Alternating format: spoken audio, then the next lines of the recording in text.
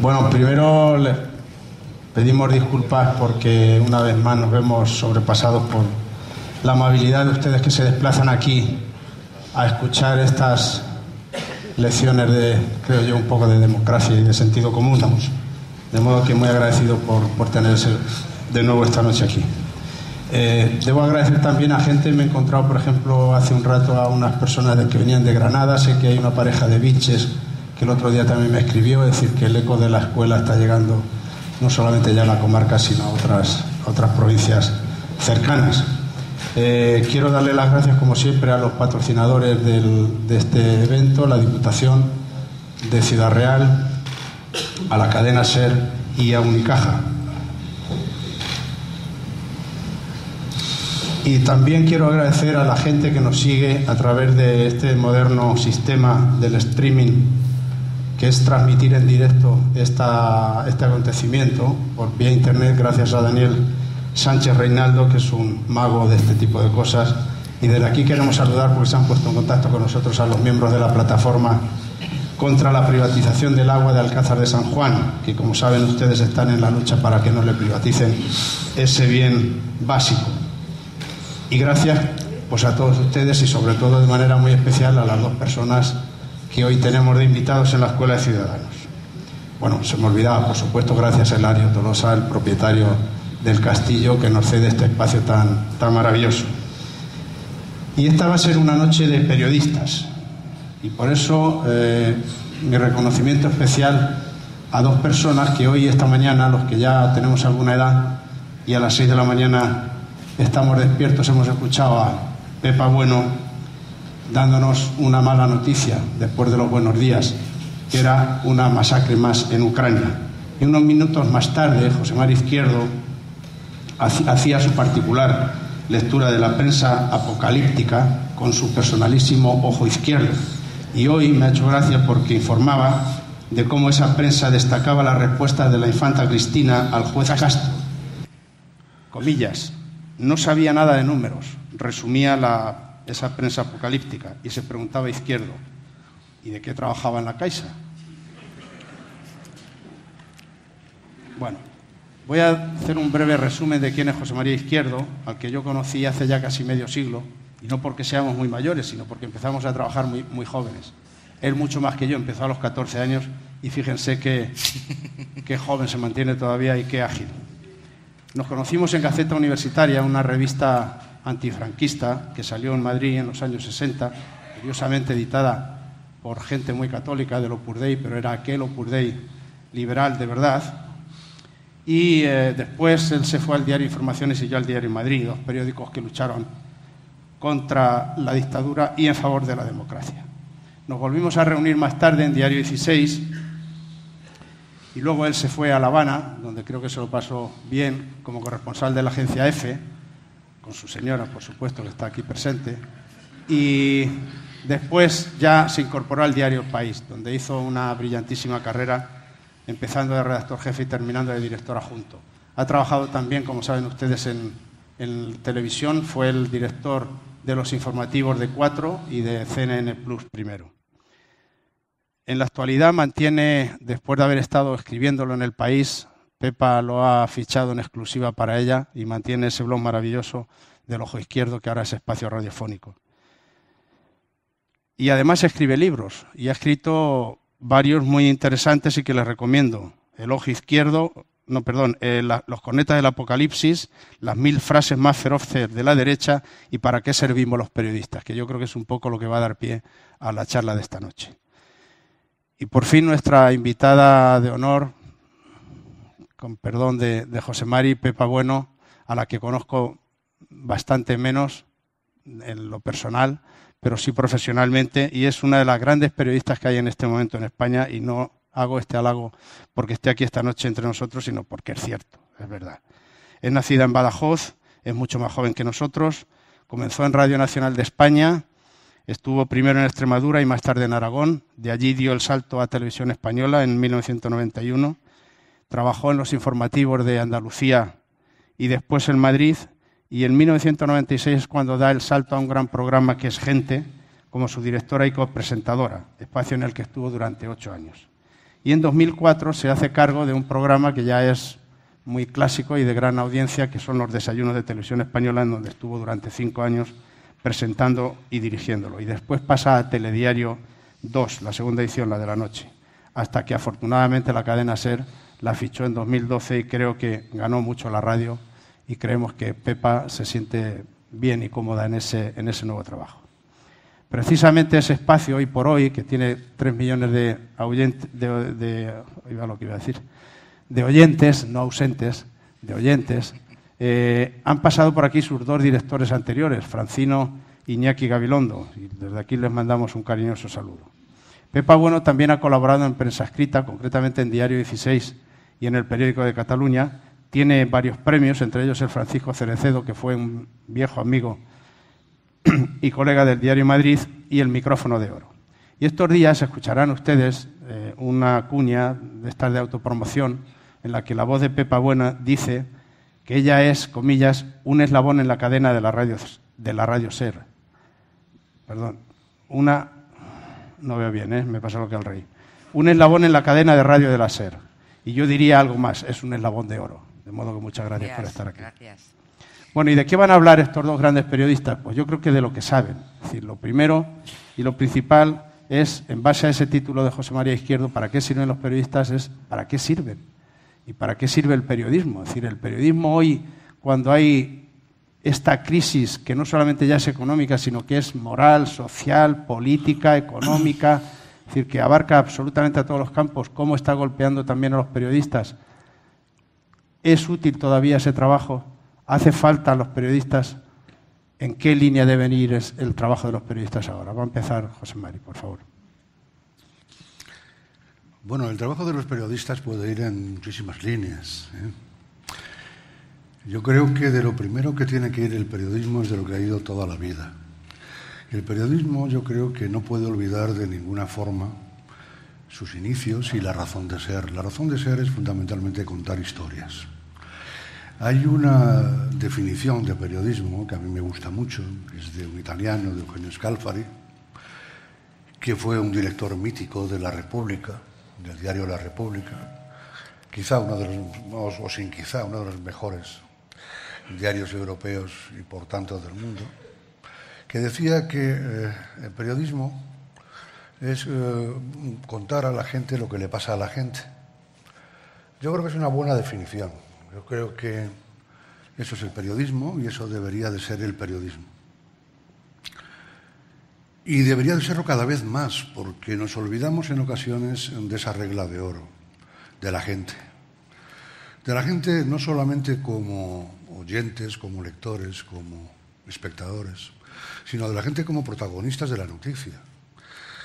Los que deberían de ser siempre los protagonistas de las noticias, de las informaciones, de los periódicos, de las radios, de las televisiones, no son los ayuntamientos, ni las diputaciones, ni los ministerios, ni los estados, ni los gobiernos. Deberían ser las personas. Y esa debería de ser una regla de oro que deberíamos escribirnos todos los periodistas en la frente, ¿no? Esa es la primera misión que yo creo que tiene el periodista. Tiene una segunda misión, luego si queréis vamos desarrollando, pero hay una segunda misión que a mí también me parece que es muy importante y que creo que es cumplir con el mandato que nos ha dado la sociedad, que es hacer el marcaje de los poderosos, ¿verdad? El periodismo, entre otras cosas, fundamentalmente es también denuncia. El periodismo es necesario y el periodismo existe porque forzosamente alguien tiene que ejercer esa labor de vigilancia, de testigo y de control del poderoso. Y hay una tercera etapa del periodismo, hay una tercera cualidad que deben tener los periodistas y que a mí me parece fundamental, y en este tiempo más, que es el de la capacidad de seleccionar y de elegir. Hay un periodista de Al Jazeera, que conocí hace años, que fue además director de la cadena, que hace poco en una entrevista que en La Vanguardia decía que él cuando empezó a trabajar, su labor fundamental era la de acopiar información, ¿no? Era sentarse y empezar a copiar información. Ahora dice lo que mi labor fundamental es desechar información. Y yo creo que estamos precisamente en ese momento. Hay otro periodista belga al que le he copiado la palabra porque me gustó mucho. Es un periodista de Le Soir, que a lo que nos está pasando ahora lo llama infobesidad, ¿no? Yo creo que es una palabra que lo explica muy bien. Creo que es una enfermedad social la que estamos pasando ahora mismo, en la que es tanta la información que hay, tantísimos los medios, tantísima la borrachera de noticias, de comentarios que nos llegan de todos los sitios, muchas de auténticos indocumentados, por no hablar de auténticos canallas, que la labor fundamental de un periodista debe ser seleccionar y jerarquizar. Los periodistas yo creo que hacemos una función muy importante para la sociedad cuando somos capaces de todo ese batiburrillo que hay en el mundo, que nos llega a través de Internet, de millones de webs, de millones de radios, de millones de prensa, de millones. Ser capaces de elegir lo que creemos que debe interesarle a las personas. Hay una frase de Shakespeare, que se la hace decir a Macbeth, que yo la cito siempre porque citar a Shakespeare siempre queda muy bien. Quedas como un auténtico señor, parece que eres alguien. Así que yo la cito siempre, ¿no? Decía Macbeth que la vida es una historia llena de ruido y de furia contada por un idiota. Es bastante verdad, pero yo creo que para dar sentido a esa vida que nos quieren contar los idiotas, que efectivamente está llena de ruido y de furia, conviene que alguien nos ayude,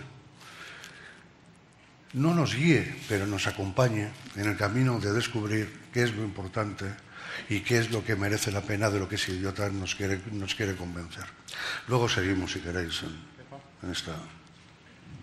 Gracias, antes de nada, por querer compartir con nosotros una tarde de viernes. Hablando de periodismo, que bien pueden pensar ustedes que venimos aquí a hablar de lo nuestro, a defender nuestros intereses en un momento en el que defender nuestros intereses no está mal. Porque alguien me preguntaba a la entrada cómo sobrevive el periodismo, cómo está el periodismo en este momento, y yo siempre digo, lo que están en crisis son las empresas periodísticas. El periodismo no está en crisis, está gozando de una salud espléndida, hace más falta que nunca, es más necesario que nunca por las 3 razones que explicaba José Mari Izquierdo y que explica deliciosamente en ese libro para qué servimos los periodistas. Ahí está todo claro. Lo que vamos a hacer hoy es dar vueltas sobre los argumentos que José Mari, que ha estado en todos los frentes, en todos los medios, en una etapa apasionante de nuestra historia, ha puesto por escrito ya. Hace falta más periodismo que nunca, porque nunca como ahora el poder parecía tan transparente y en realidad no lo es, porque nunca como ahora la abundancia de información oculta tanto la verdad. Hace falta, por tanto, quien en medio de esa abundancia que decía José Mari Izquierdo ilumine lo que él venía a describir como priorizar y seleccionar, iluminar en realidad, iluminar cada mañana, cada día lo que está pasando en el mundo, poner en relación unas cifras y unos hechos con otros y servirle al espectador, al lector o al oyente un relato coherente, honesto y ajustado a la realidad. A mí me encanta estar en una escuela de ciudadanos porque lo primero que me gusta recordar cuando me preguntan por la función de los periodistas es que nosotros ejercemos nuestro trabajo haciendo uso de la libertad de expresión, pero en realidad somos el instrumento para que ustedes ejerzan el derecho a la información. Tenemos en nuestras manos semejante tesoro, el derecho a la información, que es un derecho de los ciudadanos. Ese no es nuestro. Somos el instrumento necesario para que ustedes ejerzan ese derecho. Primera función: contar historias, todo tipo de historias. Los periodistas nos dedicamos a contar lo que pasa aquí y lo que pasa en Ucrania, con veracidad, con rigor. Esto no está pasado de moda. Y distinguiendo muy claramente dónde acaba la información y empieza la opinión. Y cualquier cosa. Yo estuve, como decía José Mari, 8 años, 2 legislaturas enteras, hablando de sucesos, que es un género que en la televisión, que todo lo multiplica, se presta con mucha facilidad a a hacer amarillismo. Los redactores me preguntaban, la sustancia con la que se hacen las noticias en televisión son las imágenes, y los sucesos hablan de situaciones límites en la vida de las personas, ¿no? Hablan de tragedias, y en las tragedias hay sangre, hay vísceras, está todo el horror. ¿Cuál es la regla? Es muy difícil decir cuál es el patrón ni la regla en periodismo porque cada situación es diferente, pero hay una muy sencilla. Ese plano con la sangre o la víscera añade información imprescindible para que el espectador entienda lo que ha pasado, pues entonces hay que ponerlo y hay que advertir que viene un plano muy fuerte. Pero si todo el mundo da, por supuesto, que cuando hay un apuñalamiento sale sangre, ¿es necesario realmente detener el plano y hacer un plano corto? Pues esa es la línea. Es tan de sentido común que repetirla es conveniente, porque nos olvidamos y dicen, no, es que como es televisión hay que hacerla con imágenes, claro, pero se puede seleccionar el plano. Cuando ayuda a entender la información, cuando es imprescindible para ejercer nuestro trabajo con claridad, hay que ponerlo. Yo ahí no me duelen prendas, pero hay que advertirlo entonces, ¿no?, al espectador. Quiero decir, contar historias, que decía José Mari, nuestra primera tarea, todas las historias, las trascendentes, las políticas, las económicas. La prensa de Boulevard, el origen del periodismo, la prensa de Boulevard francesa se ocupaba de la crónica de sociedad, de las personas relevantes y de la crónica de sucesos también. Eran parte de las historias que estaban en los periódicos. Pero, como a mí me gustaba decirle a los redactores de aquel espacio de sucesos que yo hacía, hablamos de la vida y de la muerte, hablamos de las personas en situaciones límite, con la precisión de un bisturí, cada palabra y cada plano. Y esto es aplicable, pongo siempre el ejemplo de los sucesos porque es el ejemplo extremo, pero cuando hablamos de la crisis, ¿no?, el respeto enorme a la dignidad de las personas con las que hay que contar las historias personales que esta crisis nos está dejando, y a la vez la contundencia absoluta con la que hay que enfrentarse al poder. Es nuestra segunda función esencial. Ese respeto hacia las personas tiene que transformarse en contundencia frente al poder. Y contundencia no es agresividad, es tener claro que nuestro papel es ejercer de contrapoder, que ustedes han depositado en nuestras manos, a mi juicio, una responsabilidad enorme, que es que vayamos viendo de la realidad dónde hay una trampa y señalarla y dar la voz de alarma. ¿Dónde están las trampas? ¿Dónde están los agujeros negros para la convivencia, para la calidad democrática, para un reparto justo en la economía? Esto es una responsabilidad tan grande que hace del periodismo un oficio, una profesión imprescindible, y en este momento probablemente más que nunca. Es verdad, José Mari, que esta crisis tan larga ha provocado, tan larga y tan terrible, y que ha afectado a todas las instituciones, ha hecho que muchas veces se nos confunda con el sistema. Hemos sido parte del sistema los periodistas. Estábamos allí cuando la burbuja inmobiliaria crecía. Estábamos allí cuando todos los desmanes que ahora se están aflorando se estaban fraguando. ¿A dónde mirábamos los periodistas? ¿Dónde estábamos? ¿Qué periodismo de investigación hacíamos? Porque estamos viendo emerger fraudes, grandes estafas, grandes burbujas que se han ido fraguando a lo largo de mucho tiempo. Estábamos allí. Yo hablo en primera persona, yo estaba allí. Y tantas veces me he preguntado, ¿dónde miraba? ¿Dónde miraba que no veía? Y es verdad que muchos ciudadanos nos han percibido como parte del sistema que se está agrietando, ¿no? Este sistema, este mundo del que venimos, que se está acabando, y vamos a un mundo que no sabemos muy bien cuál es. Y estamos en el tránsito. Los periodistas éramos parte de ese sistema. Estábamos ahí. Tampoco lo vimos venir. Tampoco lo vimos crecer. Y si lo vimos, no le dimos la importancia que tenía, ¿no? Eso por un lado pasa ahora con los periodistas. Pero yo también percibo, y desde que estoy en la radio mucho más, que tiene un feedback tan inmediato con los oyentes, algo que me produce una enorme satisfacción como profesional del periodismo, ¿no? Que confían en nosotros, ¿no? Que en alguna medida en esta crisis institucional hay algunas instituciones y medios de comunicación que están ahí permitiendo iluminar lo que pasa, no dando soluciones. Yo no creo que el periodista sea un pope que tenga que dar soluciones, tiene que iluminar con honestidad lo que está pasando, y creo humildemente que hay una parte, un sector de la sociedad, José María, no sé qué opinas, que nos reconoce esta segunda función todavía, ¿no? Bueno, lo reconoce, pero también nos regaña, ¿no? Y nos exige más. Hacen bien en regañarnos. No, y además está muy bien, ¿eh? No, está muy bien. Yo creo que eso es precisamente una cosa que nos ocurre a los periodistas, que es que estamos todos los días frente al público, bien desde un periódico, bien desde una radio, escribiendo, hablando o en televisión. Claro, ¿cómo no vamos a ser objeto de crítica? Entre otras cosas, porque tenemos una enorme afición a criticar. Así que está muy bien que nos critiquen también a nosotros, ¿no? Decías tú que ¿dónde estábamos? Bueno, estábamos en un sitio en el que en muchas ocasiones también denunciábamos muchas cosas. No se supo mucho, pero si se supo algo fue gracias a nosotros también, ¿eh? Yo creo que algo de labor hemos hecho ahí. En cualquier caso, has comenzado por una cosa que a mí me ha gustado mucho, que es lo de los sucesos.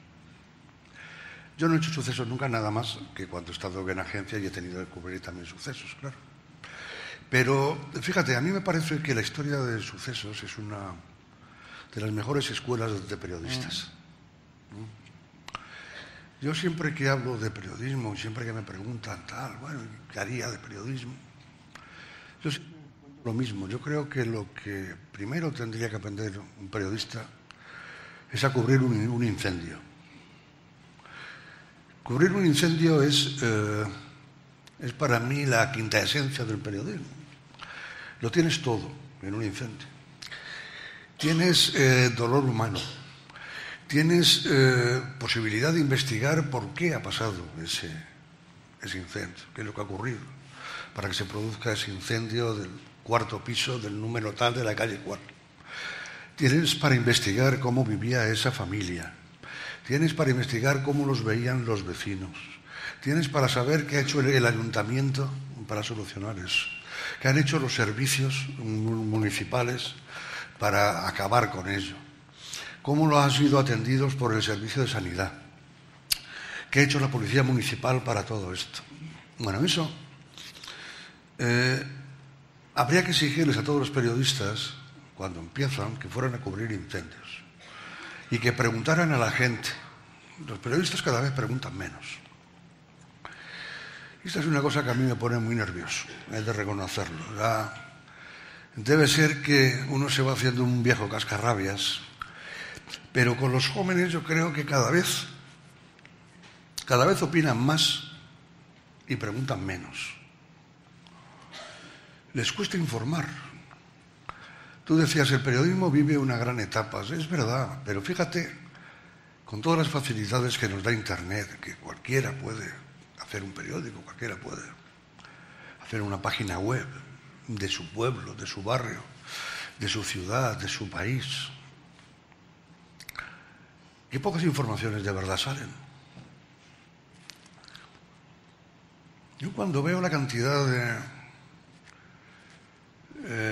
de esfuerzos que están haciendo muchos amigos nuestros, creando periódicos digitales, y me acerco a ellos y veo que el 90% es opinión, no me gusta. Hemos perdido amor por la noticia, ¿no? Hemos perdido amor por la noticia que es la esencia de nuestro trabajo. Claro. Alguna vez te hemos comentado, yo me acuerdo cuando hacía periodismo en la calle como reportera, y me acuerdo trabajando en Aragón para Radio Nacional, un asunto en un polígono industrial, unas empresas, unos empresarios muy raros que llegaron por allí, en Teruel, una ciudad muy pequeña, una capital de provincia, que cualquier inversión es una gran noticia, y apareció por allí un empresario rarísimo que dio una rueda de prensa que nos hizo preguntarnos. Dicen, ¿cuál es la primera herramienta de un periodista? La pregunta, preguntarse por lo que le rodea y luego preguntar por lo que le rodea. Pero primero preguntarte, ¿no? Qué tipo más raro, ¿eh? Y entonces, para averiguar quién era aquel tipo, había que ir andando al registro, pedir una nota simple informativa que costaba 500 pesetas, que tú adelantabas, pedías el recibo, volvías a la emisora y te lo pagaba administración, ibas al día siguiente y tenías la nota simple informativa con todas las andanzas empresariales de aquel individuo, y entonces empezabas a rascar con teléfono fijo. Descubrimos que tenía estafas por media España aquella criatura, ¿no? En fin. Y con José María tenemos hablado que esa información ahora mismo está toda a un golpe de clic, mucha, y que sin embargo no se hace el esfuerzo, o se hace menos, el esfuerzo profesional de buscar el dato preciso, la información exacta, el papel, leer los papeles, ¿no? Leer los papeles. Yo me siento muy mayor cuando digo esto, me siento muy vieja, porque le digo a los periodistas jóvenes, pero ¿te has leído el papel entero o me estás contando el resumen del teletipo? ¿No? El papel entero. Nuestra credibilidad, el que ustedes confíen en nosotros, depende de que nos leamos los papeles enteros y que saquemos conclusiones y que sigamos rascando y averiguando. Es verdad que se han perdido algunos gestos, ¿no? que los periodistas analógicos teníamos absolutamente interiorizados. Pero se ha ganado otra cosa. Yo veo periodistas jóvenes muy formados, muy formados, claro, más formados que nuestra generación. ¿Y sabes qué les está pasando? Que les ha llegado la crisis en un momento. ¿De quién aprenden en las redacciones, José Mari? Si se están yendo los que tienen memoria y trayectoria para enseñar, ¿de quién aprenden? ¿De ti? ¿Aprendemos? Sí. ¿Quieres decir algo? No. Es que como estáis hablando ahora, me viene a la memoria una pregunta, un tema que me gustaría sacar. Estáis hablando de que los periodistas tienen que documentarse y tienen que informarse y tienen que conseguir los datos. Hace unos meses salió un nuevo programa en televisión y la periodista excelente que lo presentaba dijo una cosa que a mí me chocó un poco, ¿no? Es decir, este programa es un programa que nace sin ideología. Entonces, la pregunta es, ¿se puede hacer periodismo o cualquier actividad en la vida sin ideología? Yo creo que los periodistas no podemos amputarnos, podemos amputar una parte del cerebro, los periodistas. No te puedes amputar una parte del cerebro. Un periodista es un ser humano que tiene una experiencia, una formación y un punto de vista sobre las cosas. Eso no te lo amputas cuando te enfrentas a una información o cuando te enfrentas a una entrevista. Lo que eres es un profesional con honestidad para decirle a tus oyentes, lectores o espectadores, esto es lo que ha ocurrido con una técnica profesional aplicada a los hechos, buscando las fuentes, contrastando opiniones y siendo plurales en la elección de las voces que acompañan una noticia, pero que ahí está tu mirada, donde tú detienes la mirada, tu punto de vista. No, pues es que es que no se amputa esa parte del... ¿no? Tú te amputas una parte de tu cerebro. No, y cada vez menos. Claro. O sea, ¿Qué hay de la objetividad? Porque la gente muchas veces te dice, coloquialmente, dice que soy poco objetivos. ¿Cómo entenderías tú mezclar la necesaria ideología que uno lleva y que no te puedes desprender de ella? Porque no te vas a quitar. Yo ponía el ejemplo de que el partidismo sería llevar una camiseta y la ideología es llevar tu propia piel, no te la puedes quitar, ¿no? Pero ¿cómo conjugas esas dos cosas? Bueno, mira, yo creo que se objetividad, puede... Tampoco ideología... Tampoco es tan difícil. Lo primero que tienes que hacer como periodista, si de verdad quieres ser un periodista riguroso, un periodista serio, un periodista de verdad, es respeto a los hechos. El respeto a los hechos es fundamental. O sea, tú no puedes partir de unos a priori respecto a las cosas que ves. Lo primero que tienes que hacer es respetar lo que ha ocurrido. Lo que ha ocurrido es A, B y C. Es sagrado, los hechos son sagrados. Claro, o sea, contar A, B y C. Y eso, te moleste el dato o no te moleste, los tienes que contar. Si tapas alguno de ellos, si tergiversas alguno de ellos por ideología, estás haciendo un mal periodismo. Si te apoyas en los datos reales para explicar la realidad y para contar la realidad, eso está bien desde mi punto de vista. Eso es el objetivo. Ser objetivo es respetar los hechos, pero a la vez saber unirlos y darles un sentido. Si no les das ese sentido, no estás siendo objetivo, porque los estás dejando en un limbo. Y hay que explicarlos. Desde mi punto de vista, yo creo que hay que explicarlos, hay que unirlos, hay que... La desinformación no es objetiva. Claro. La suma de cifras, dar las cifras del paro en términos absolutos, sin ponerla en relación con nada, es objetivo. Se sienta un presentador y cuenta los datos del paro sin ponerlo... Es objetivísimo. Pero es que eso no es información. Eso es convertirse en un notario, en un registrador de datos. El periodismo elabora esa información, la pone en relación con un contexto y la compara. Eso es un trabajo periodístico. Te guste el dato o no. Hay un periodista en la BBC, Jeremy Paxman, que es muy conocido, es un hombre muy conservador y es famoso precisamente por los terceros grados que le hace a los políticos conservadores. Claro. A un ministro conservador en el año 97, a Howard, le hizo 12 veces la misma pregunta. 12. ¿Alguien se imagina en España formularle a un político 12 veces la misma pregunta? Y hace nada, este mismo periodista, conservador él, conservador y trabajando para la televisión pública, le llegó a decir a la ministra del Tesoro, conservadora, que si no se creía incompetente porque estaba siendo incapaz de explicar algo del Tesoro, ¿no? Eso es impensable aquí. Ese periodista tiene su ideología, pero hace su trabajo con honestidad, ¿no? Con honestidad y pensando en lo que es relevante para los espectadores de la BBC, ¿no? Hombre, yo creo que una parte fundamental del periodismo cuando estamos, claro, cada uno también depende de en qué punto esté hablando del periodismo y de qué nivel y de qué grado estés jugando dentro del periodismo, ¿eh? Es decir, si tú eres un redactor sin más que has ido a cubrir el incendio y llamas a la redacción, tú puedes contar los hechos y ya está. Si tú diriges un programa como Pepa, no puedes limitarte a esa labor solo. Tienes naturalmente que poner tu sello y tu firma, porque te están oyendo 3 millones de personas porque tú dices una serie de cosas. Si no, no te estarían oyendo esas.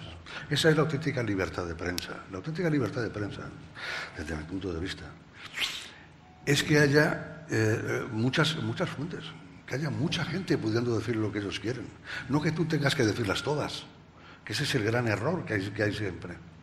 No, es que tú tienes que dar pábula a todo. Bueno, no, mire usted. O sea, el señor que quiera leer ABC y que quiera leer cómo es una cacería, que nos hemos enterado de cómo son las cacerías, gracias a un tipo que escribe en ABC y cuenta unas cosas incomprensibles. ¿Escucharon El Ojo Izquierdo ayer? Pues está muy bien que lea eso. Ahora, a mí no me van a hacer que cuente eso. Yo cuento otras cosas. Precisamente porque estamos en un país en el que hay libertad de prensa y mucho que nos costó conseguirlo, porque como muy bien decía Orozco, empezamos a trabajar en unas épocas en las que había más bien poca y nos costó algunos palos a base de esfuerzo llegar a conseguirlo. Ahora la libertad de prensa real está en que tú puedes decir lo que quieras. Carlos Herrera lo que quiere, incluso desgraciadamente Jiménez Los Santos también dice lo que quiere. Pero precisamente como ellos dicen lo que les da la gana, yo digo de ellos lo que me da a mí la gana. Oye, Pepa, ¿tú crees que se puede hablar de que hay un periodismo de izquierdas y uno de derechas? Es decir, la SER, para la gente de derechas, pasa por ser una emisora de izquierda.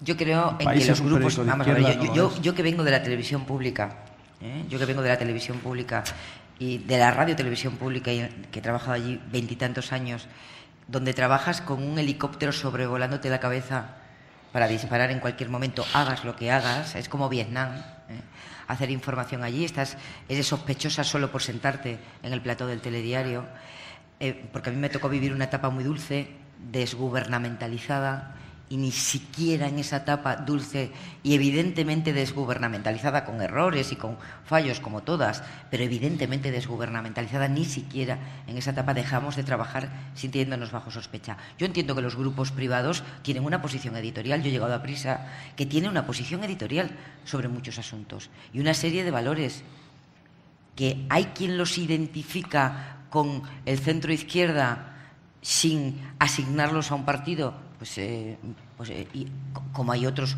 grupos editoriales que defienden valores que pueden identificarse con una ideología de centro derecha. Pero yo no creo que los grupos editoriales tengan que asignarse necesariamente a partidos en España, ¿no? No existe, no es verdad. No tenemos la tradición anglosajona donde los periódicos dicen pido el voto para el Partido Republicano. Eso aquí es insólito, pero que tienen una posición editorial con valores de centro izquierda o valores de centro derecha. ¿Eso crea algún problema para el periodista? Yo creo que no. Tú ejerces tu trabajo con absoluta independencia si tu jefe hace bien su trabajo. Presiones hay en todos los medios.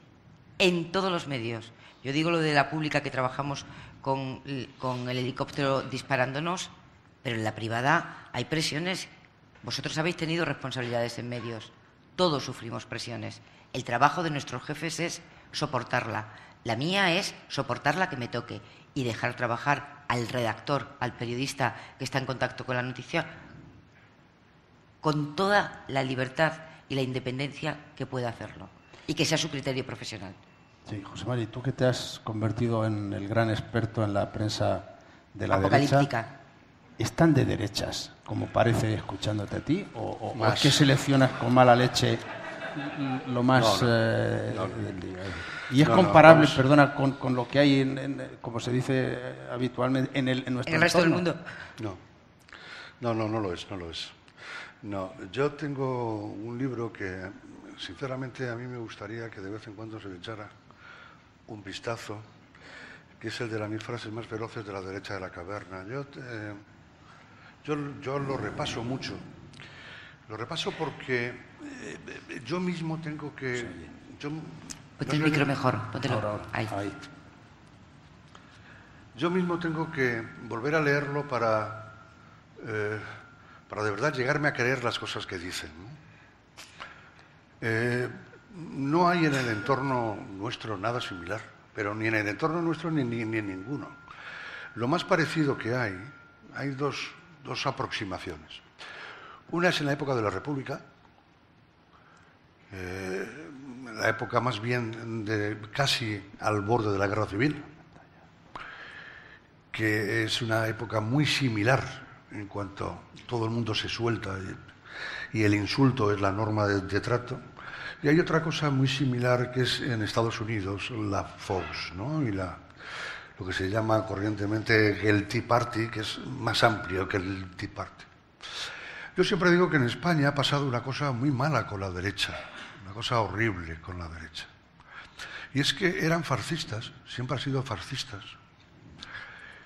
Pero a lo largo de los años han pasado de liana en liana hasta llegar al Tea Party.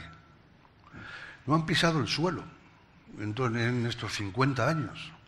Así que son fascistas ultraliberales, que es una cosa horrible.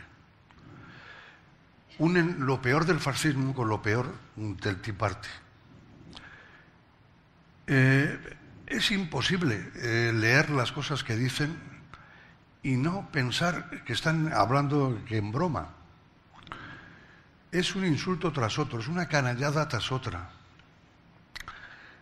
No es usual en nuestro entorno ni en ninguno algo así. ¿Y qué explicación tiene, José María, a tu juicio, ese fenómeno en España? Bueno, la explicación, yo creo, la única explicación que tiene es que les hemos dejado hacerlo.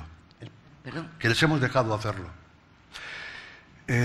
Yo siempre creo que aquí ha habido una especie de elitismo por parte de la prensa de centro izquierda, lo que Arcadio Espada llama la prensa socialdemócrata, ¿no? En no querer entrar nunca a la batalla, en no querer entrar nunca a contar lo que esa prensa hacía y lo que esa prensa dice. Yo me decidí a hacer el ojo porque simplemente cuando yo oía las cosas que se decían en las emisoras, las cosas que se escribían en estos periódicos, yo salía a la redacción, entonces trabajaba, no estaba jubilado, y se lo contaba a la redacción, se lo contaba a mi mujer. Y bueno, decían, ¡ay, qué barbaridad! Pero como si no fuera una gran cosa. Hasta que hice una cosa, que fue escribirlo. Y cuando lo escribes y lo leen, no se lo pueden creer. Pero ¿de verdad es esto lo que decían? ¿Esto es lo que decían?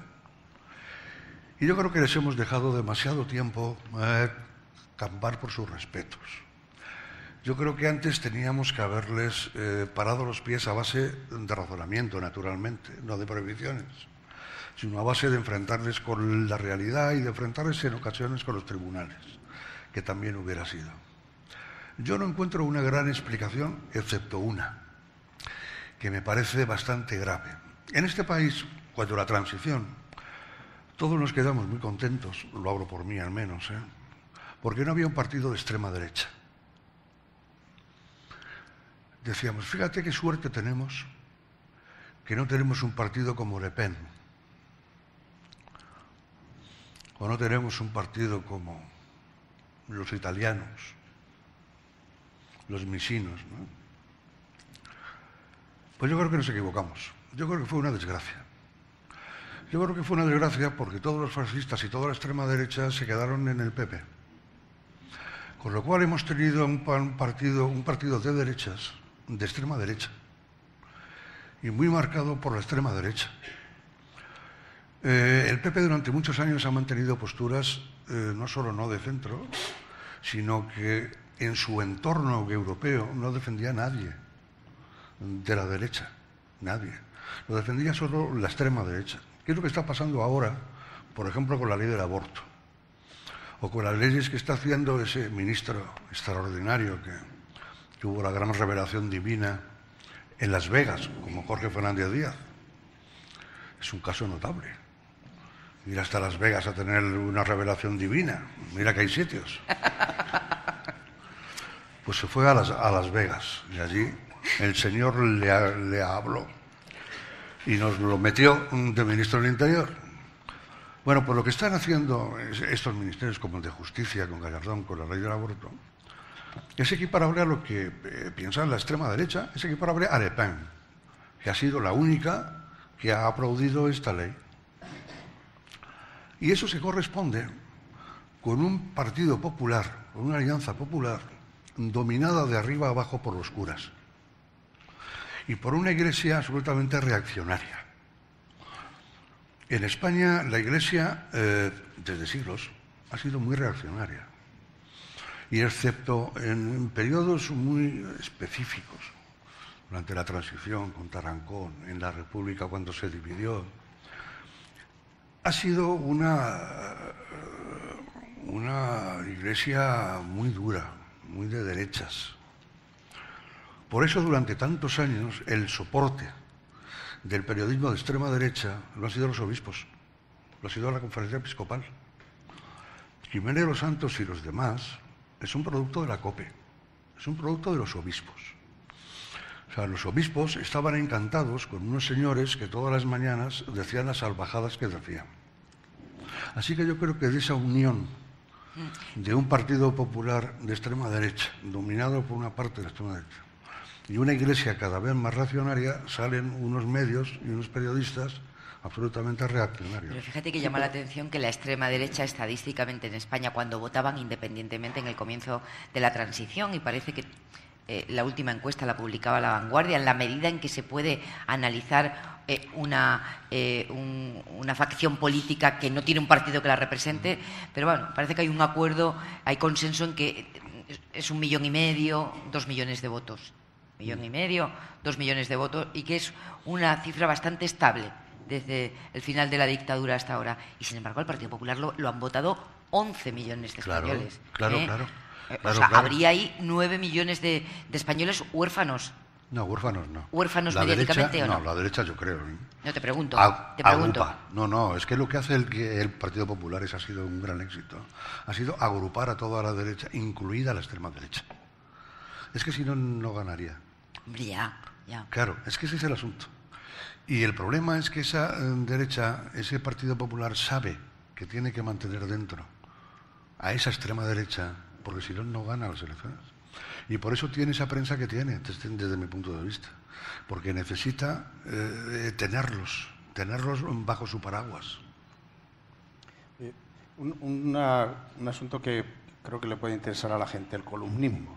Es decir, tal como se conciben los artículos de opinión en España, a diferencia de otros países que hemos conocido, pues en Estados Unidos, un columnista, algunos firman abajo, dice, con información de, es decir, tienen su propio, los grandes columnistas tienen su propio ayudante de reportero que le busca un dato preciso, es decir, que lo que escriben es información, digamos, ideologizada de alguna manera, y aquí, bueno, pues es otra cosa. Aquí parece que hay como una especie de licencia para insultar a través de la columna, ¿no? Me gustaría que hablarais un poco sobre la columna. Yo voy a hacer una cita, de Juan Cruz, que es uno de los que pasó también por la escuela en el libro que dedicó. El insulto es tan...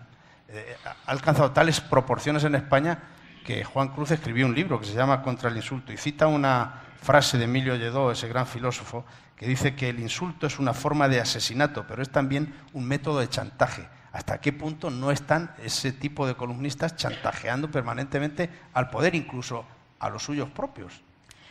Y hablamos ¿Qué se puede hacer de columnistas o de participantes en tertulias, en el formato audiovisual, ¿no?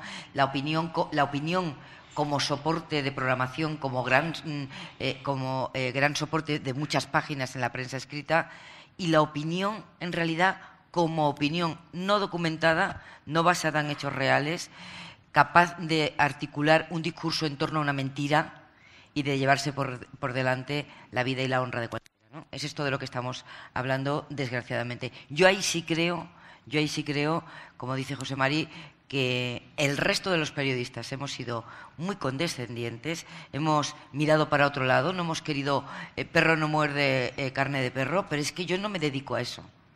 Es que yo no tengo nada que ver con esos señores. Esta es la primera medida profiláctica que deberíamos haber hecho los periodistas. Distinguir entre ese analista anglosajón que tú distingues, que tiene reporteros que le facilitan datos y hacen una opinión analítica documentada, y los señores que se suben al púlpito de la televisión o a la pluma de la columna para insultar exclusivamente, para defender intereses particulares o intereses de parte, suyos o de otros, o de un partido o de un conglomerado de empresas, y consentir que nos llamen a todos miembros de la misma profesión. Yo no tengo nada que ver. Es que yo me dedico a otra cosa. Esto no lo hemos dicho claramente los periodistas. Yo no me dedico a lo mismo que muchos de los que se llaman periodistas. Hacen otra cosa. Desde luego, no hacen el trabajo que hago yo, ni el que tú haces. No, bueno, yo creo que esto se ve bastante claro, sí. Lo que ocurre que tú decías de los columnistas, pero los columnistas no son solamente esta panda de salvajes, sino... En España yo creo que hay un columnismo que no es de gran calidad en general, por ahí fuera los columnistas son bastante mejores, porque, entre otras cosas, se les cuida más. Solo se deja ser columnista de verdad a alguien con una categoría adquirida a lo largo de los años. Aquí cualquier criatura te escribe unos artículos de opinión que te dejas, Ucrania. ¿Tú qué sabes de Ucrania? O sea, si no sabes ni dónde está. Hay mucho analfabeto escribiendo grandes columnas. Y este es un problema que tienen, yo creo, entre otros, que tenemos en muchas ocasiones los que hemos dirigido cosas y no las hemos dirigido bien. Por ejemplo, yo estuve en un congreso hace algunos años de la Escuela de Periodismo de García Márquez en Monterrey. Y allí entre los ponentes había un señor que trabajaba en la sección de opinión del New York Times, era un hispano, no me acuerdo cómo se llamaba, se apellidaba Quesada, no me acuerdo el nombre. Y entonces, bueno, pues en una de las mesas redondas, yo le pregunté que qué hacían en la sección de opinión del New York Times, ¿no? Entonces, claro, él me contó lo que hacían en la sección de opinión del New York Times. Entonces, lo que hacían era, de entrada, ver qué artículos pedían. ¿Qué artículos pedían? O sea, ¿y a quién se lo pedían? Esto no es una cosa de que aquí la gente escribe un articulito y lo manda. No, vamos a ver. Si yo quiero hablar de Ucrania, busco al experto de Ucrania y le digo que escriba sobre Ucrania desde ese punto de vista, porque ya he pedido otro sobre otro punto de vista este otro señor. Eso es una labor fundamental que deberíamos hacer los que... Pero es que una vez que lo ha escrito, tú te coges ese papel y, como ellos decían, lo contrastaban, miraban todos los datos, si estaban bien o estaban mal, y si estaba bien de estilo. Y le llamaban al columnista y se lo editaban. Y le decían, esta frase no se entiende bien, le toca a usted. Este dato que ha dado usted aquí no está claro porque se contradice con otro que tenemos en esta otra cosa. Claro, esa vigilancia, ese control de calidad, ese rigor, si eso lo lleváramos aquí, de verdad, como se lleva allí... En España hemos confundido, en las redacciones se ha confundido el control de calidad con el control político. Claro, debe ser porque ha habido mucho control político. Claro. Ha sido muy difícil hacer control de calidad, porque una vez que uno escribía una columna era intocable. Sí. Hombre, ¿Sabes una frase? Juan Luis. Una frase que dice un periodista francés Edwin Planel dice, las verdades de opinión pueden destruir las verdades de hecho. Claro, claro.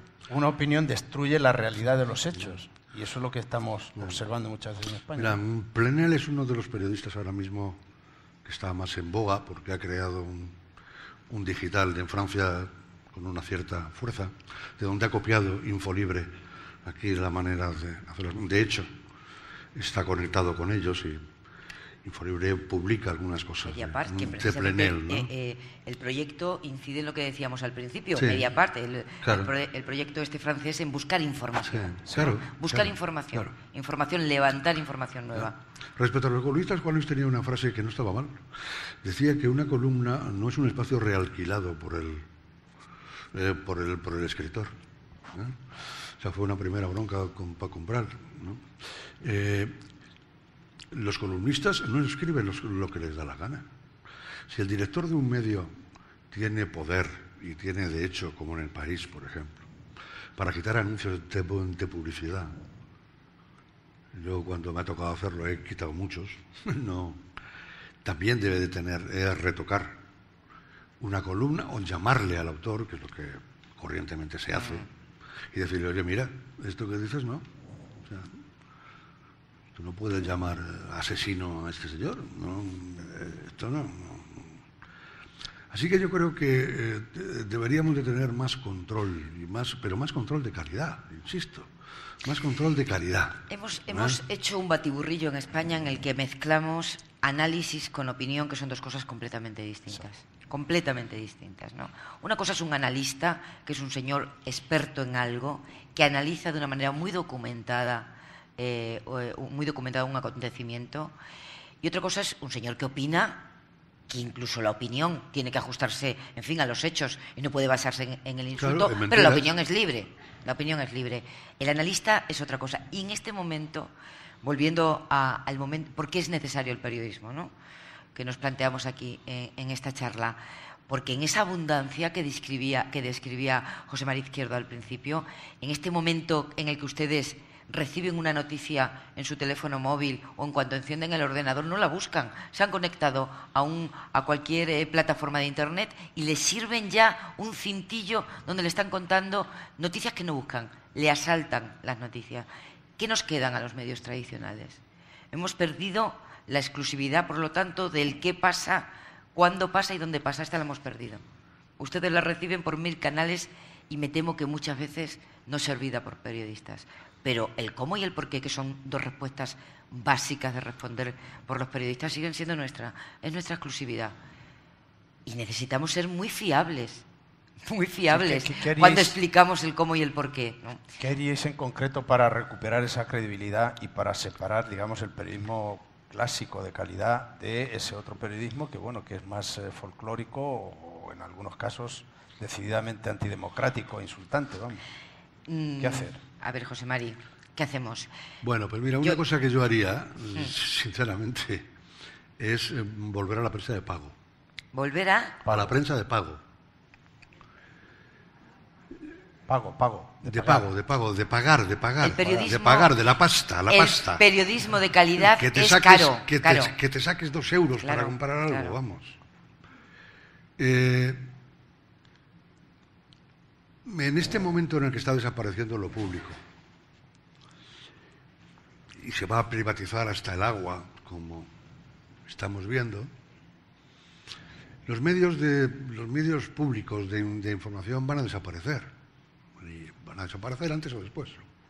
Pero van desapareciendo, van cayendo como los 10 negritos, ¿no? Aquí desapareció valenciana, aquí va a desaparecer. Aquí en donde estamos. Los públicos, sí. No, iban a desaparecer, desgraciadamente, desde mi punto de vista. Claro, aquí no los hemos cuidado tampoco mucho, ¿eh? Aquí pensar en algo como la BBC. Ha habido una época en Radio Televisión Española que efectivamente daba gusto tenerla. Ahora es un desastre, ahora es una vergüenza. Aquello es un disparate. Si los medios públicos con dinero público no pueden hacer gran periodismo y los privados no lo van a hacer porque no tienen medios para hacerlo, el periodismo va a desaparecer, y va a desaparecer el periodismo de calidad. y va a aparecer el buen periodismo, y van a desaparecer los buenos corresponsales, y van a desaparecer la gente que nos va a contar de verdad lo que está pasando en la India, o lo que está pasando en Calcuta, o lo que está pasando en Ucrania. Nos vamos a tener que fiar de lo que nos mandan unos señores a los que no conocemos de nada a través de Twitter. Nos dicen, aquí está pasando esto, está pasando esto, me lo dice usted que está allí, o me lo dice usted desde la puerta de la esquina, porque claro, no tengo ninguna garantía de saber quién es usted ni de lo que me está diciendo usted es verdad. Yo creo que si no recuperamos que las noticias son gratis y la información hay que pagarla, vamos mal. Las noticias, como muy bien decía Pepa, te llegan por todos los sitios. En eso es en lo que los medios, algunos medios están equivocados, en intentar cobrar por cosas que ya se saben, intentar cobrar por algo que está en el ambiente y que ya se le da al lector, al escucha, al radioyente, al telespectador, por otros muchos sitios. Los medios tienen que ser, yo creo, me decías que se puede hacer, pues yo creo que hay que hacer unos medios que le den al público otro punto de vista, que le aporten información, que le aporten datos y que le aporten cosas que no sabe. Y por eso sí yo creo que merecería la pena pagar. Desde luego no creo que merezca pagar por contar lo que ya has contado o lo que ya estás contando en Internet gratis. Y este es un problema que las empresas no saben cómo afrontar, pero este es un asunto que no sé por qué nos ha caído en la chepa a los periodistas, cuando en realidad este problema debía de haberles caído en la chepa a los directores generales y a los gerentes. Pero los directores generales y los gerentes tienen la enorme habilidad de zafarse siempre y culpar al currito. Y los periodistas bastante tenemos con sacar informaciones, y con buscar historias, y con escribir, y con contar a las cosas, y con llamar a la gente, y con trabajar. Con eso ya tenemos bastante. Los que tenían que haberse previsto de verdad qué es lo que iba a pasar con Internet y cómo iba a acabar con los medios tradicionales son los gerentes que no han hecho su trabajo. Y no solo no se les echa, sino que se les da unos sueldos de maravilla mientras van desapareciendo las redacciones que cada vez se van quedando más exiguas, ¿verdad? Ahora entra uno en un periódico y parece que está entrando en... Es una auténtica pena. Yeah. Pero bueno, sonriamos todos y esperemos que el futuro sea nuestro. Yo creo que el periodismo de calidad es caro. Es caro, cuesta dinero, cuesta mucho dinero. El periodismo de calidad. No se puede hacer con 2 pesetas, no se puede hacer con plantillas precarizadas, no se puede hacer con gente que no tiene medios para hacerlo en condiciones. 1. A los medios de comunicación nos sobrevino la crisis económica que padecemos como el resto de los ciudadanos cuando no habíamos resuelto nuestra propia crisis, que es la transformación desde los medios analógicos a los digitales. No estaba resuelto cómo hacer negocio. Se han superpuesto 2 crisis y no está resuelto. No está resuelto. ¿Qué paradoja tenemos en las redacciones? Cuando efectivamente contarles a ustedes lo que pasa ya no vale de nada porque ya lo saben. Se han enterado por 1000 canales cuando deberíamos tener redacciones atravesadas de todas las generaciones, gente mayor que ha visto caer muchos gobiernos, que ha entrevistado a muchos presidentes, que ha entrevistado a Reagan como Román, que ha sido corresponsal en Medio Mundo, como José Mari Izquierdo, la gente que da perspectiva, que tiene perspectiva y que puede valorar inmediatamente cualquier acontecimiento, poner valor añadido a cualquier noticia. Esa gente ha ido desapareciendo de las redacciones. En Televisión Española hubo un ERE que sacó a los mayores de 52 y en el resto de los medios está ocurriendo algo parecido.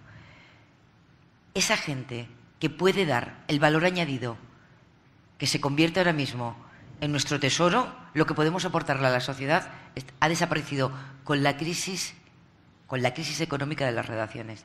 Pero además le estamos dando muy poca entrada a los jóvenes, que son imprescindibles en una redacción igualmente, porque tienen ojos frescos, porque ven cosas que nosotros, con los ojos ya viciados de ver noticias, ministros y gobiernos, ya no vemos. Ellos sí lo ven. hacen falta en una redacción también. Los que vienen con el empuje, las ganas, la falta de prejuicios y la mirada fresca. De manera que las redacciones se quedan con un segmento de edad muy valioso, que es el intermedio, pero es el segmento de edad más hipotecado vitalmente. El más hipotecado en todos los términos, en el afectivo, en el familiar. La edad en la que se forman las familias, se compra uno la casa, es mucho más dependiente del puesto de trabajo, mucho más que un joven. Es mucho más dócil, tiene mucho más que perder. Las redacciones están llenas de ese segmento de edad. Se nos han ido los que ya tienen mucha más disponibilidad de tiempo, tienen sabiduría y libertad, y no estamos dejando entrar, o los dejamos entrar en condiciones tan precarias, sin nadie en la redacción con tiempo para enseñarles, a los jóvenes que vienen con el empuje, y esto es un drama para una redacción. Esto es un drama auténtico para una redacción. Pepa, porque no se quiere que aprendan, porque no se quiere que informen de verdad. Cuando tú tienes un programa como Informe Semanal de 30 años, con una audiencia grande, con una presencia importante en el mundo del periodismo, y lo vas cerrando, acortando, hasta ponerlo a la 1 de la madrugada, es que realmente no quieres que lo vean. ¿Para qué vas a fichar a grandes periodistas y para qué te vas a gastar el dinero en algo que no ve nadie? Esta es la profecía autocumplida, ¿no? Esto se produce mucho, esta cosa, ¿verdad? Tú vas cerrando de medios a la gente, les vas encerrando en una cosa que no les dejas salir de casa. Lo más que se sale es afuera ahí a sacar una ola que está ahí. No se cubren los acontecimientos, no se investigan los acontecimientos, no se viaja, no hay corresponsalías, con lo cual vas haciendo cada vez un periodismo peor. Naturalmente eso cada vez lo va viendo menos gente, con lo cual como lo ve menos gente, lo vas echando para atrás, lo vas poniendo a las 4 de la mañana, con lo cual se llega al círculo que ellos quieren, que es que nos informen. Bueno, yo en cualquier caso sí quiero decir que cuando afirmaba al comienzo que el periodismo está más vivo que nunca, que es más necesario que nunca, yo sí creo profundamente en eso. Que hace tanta falta como siempre y que es más imprescindible aún que nunca, porque en las inundaciones, como dice Miguel Ángel Aguilar, lo primero que falta es el agua potable. Pues tenemos una inundación de información que hace falta que el periodista ejerza de zahorí, buscando el agua potable de qué es lo bueno y qué es lo malo. Y que de esta crisis saldremos con periodismo de calidad o efectivamente no saldremos. Bueno, pues hemos terminado como termina un buen reportaje con el comienzo. De modo que ahora, si les parece, vamos a entablar un diálogo con ustedes. Yo lo que sí bueno, primero es que los focos no me permitían ver arriba, pero veo que hay gente ahí de pie. Les agradecemos mucho que estén ahí soportando este rato, pero en fin, muchas gracias. Y lo que sí les voy a rogar es que si quieren, no es obligatorio, pero luego para transcribirlo en el blog y en su día en el libro que editemos, con la charla se identifican antes de hacer la pregunta, si no, pues nada, a voluntad de ustedes. De modo que a ver quién empieza. Por aquí me habían pedido la mano. Julián.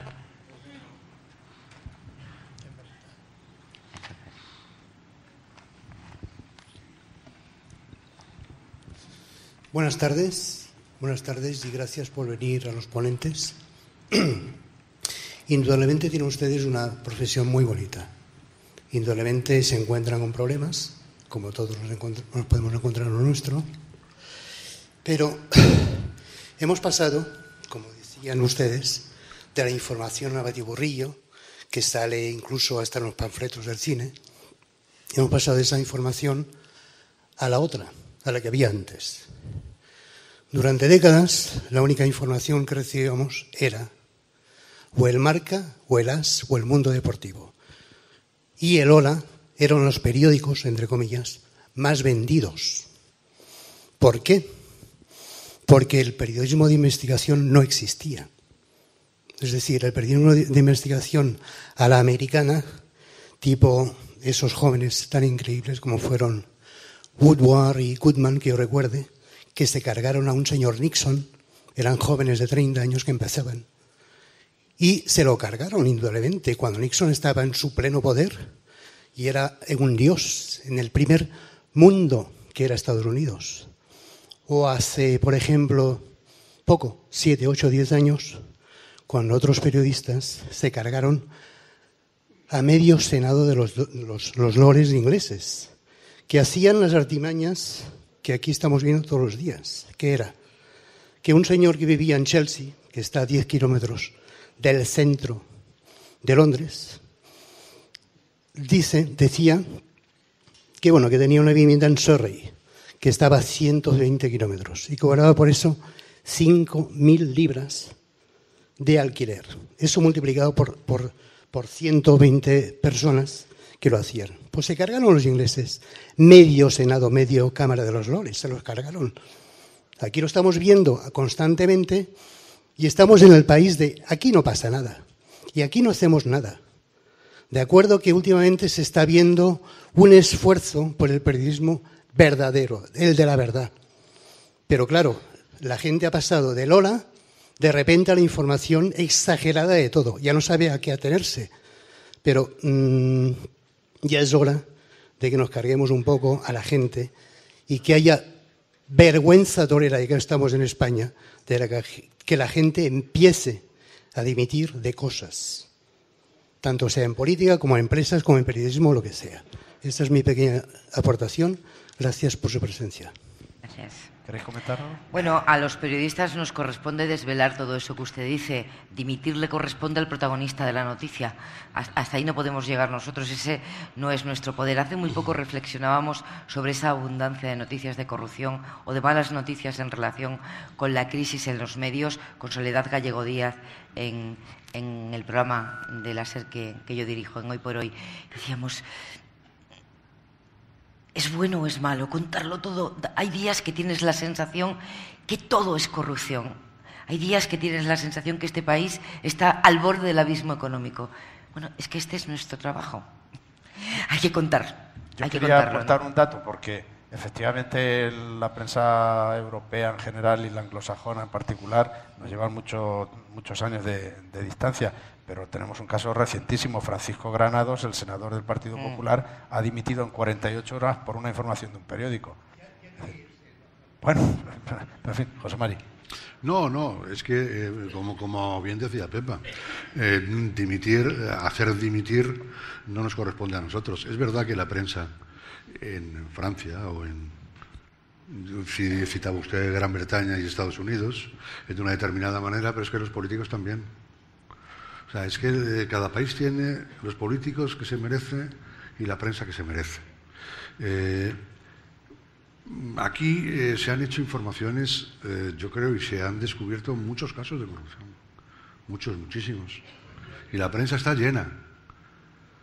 Bueno, echarles, como bien decía Pepa, no es cuestión nuestra. En Alemania ha dimitido una ministra de Merkel porque copió en un examen cuando tenía 20 años. Y aquí llevamos contando cosas de determinados políticos, pero la dimisión les corresponde a ellos. Claro, nosotros, por ejemplo, hombre, yo creo que en el periódico en el que yo colaboro ahora, antes trabajaba, ahora colaboro, hemos contado bastantes casos de corrupción y en otros también, pero vamos, lo digo porque como hablo yo, por ejemplo, de Gürtel hemos contado bastantes cosas del caso Gürtel, ¿no? O de puertas giratorias en la SER, por ejemplo, Juan José Güemes, el consejero de Sanidad. Estas entradas y salidas que son, yo creo, de los peores males que tiene la política. Julián. Buenas noches, soy Manuel Villalta. Empecé a trabajar cuando tenía 9 años. Se me hizo el callo aquí tirando del ramal en la era. Y bueno, yo recuerdo hace 8 o 9 años, cuando se regularizaron los trabajadores sumergidos que había, que cierta prensa o cierta gente empezó a decir que eso era un efecto llamada. Llegaron los cayucos, empezaron los temporales y empezaron a naufragar y a morir gente en el Atlántico. Soraya Sáez de Santa María decía que aquella ley había sido una ley criminal. Vosotros seguisteis poniéndole el micrófono en la boca en todas las emisoras y en todas las tertulias donde iba para que dijera que aquella ley de regularización de economía sumergida era una ley criminal.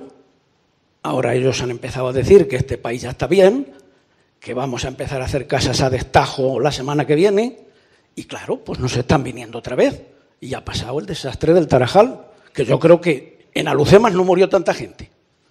Muchas gracias. Ya, lo que pasa es que no sé bien qué contestarle. Yo creo que Pepa y yo personalmente, y Orozco que está aquí, tenemos nuestra propia opinión de Soraya Sáenz de Santa María y la hemos dicho 40 veces.